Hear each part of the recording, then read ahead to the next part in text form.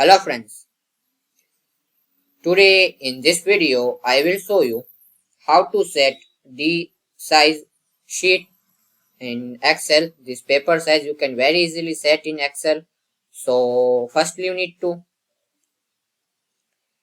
click on here page layout, this tab and size, and scroll down and you see here the size sheet, this paper size. Just click on it and you can set very easily. If you don't see here, so just click on here more paper size. So just click on it and click on the small drop down, and here find you this option, you the size sheet. So just click on it, select it and click on OK.